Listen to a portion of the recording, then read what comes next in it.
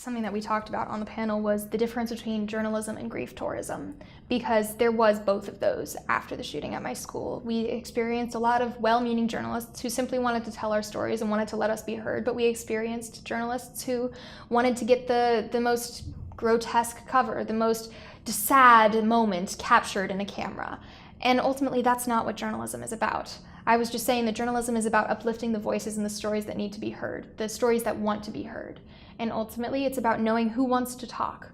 We were very open about the fact that we wanted to talk and we wanted to be heard directly afterwards. And those are the stories that you need to cover, because ultimately, the ones who were the most affected, the ones who were in that building who lost loved ones, they needed a while. And now that they're ready, their stories can be covered too.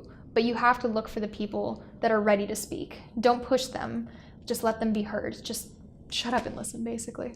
We've had to develop, I'm not gonna say the word, but BS detectors.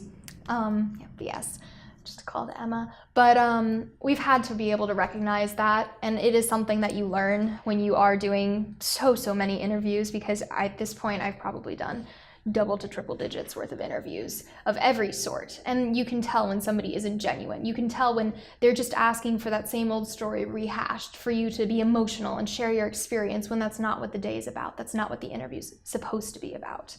But we've been blessed enough to have the cameras stay with us, because oftentimes we assume that the cameras will leave after a few weeks, as they've done in incidents past, but they did stay, and they came back for the march, and they came back for the Road to Change, and they continue to cover our stories. It was the fact that we mobilized so soon that I think encouraged a lot of the cameras to stay. And it wasn't the fact that it was parents speaking out, but that it was students, that it was direct survivors of the shooting, people who had been through it and who had something to say. I mean, you look at historically, pretty much every great movement has been led by young people. The civil rights movement, the anti-war movements, these are all youth-led. And that was something that really began to grow out of this experience, was that we became a youth-led movement.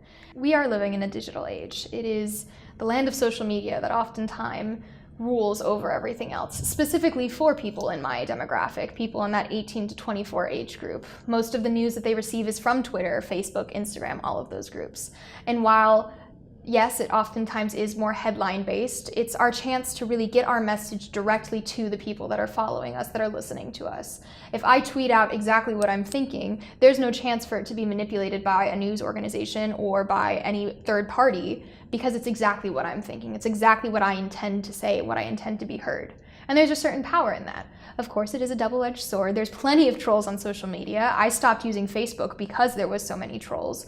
But it also gives you the opportunity to clap back, to have a good response, to really just even more tightly control the message that you're trying to send. I mean, I'm personally very passionate about the topic of truth.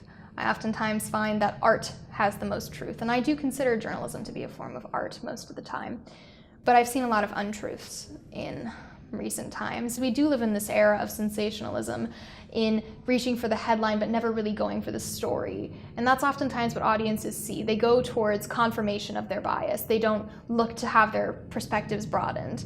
So I do find truth to be more important now than ever. I find it to be the thing that really can hold our democracy together. And journalism and journalists are the watchdogs of our democracy. And that's a job that we all have, that we need to keep pursuing and we need to really hammer down on in a time like this.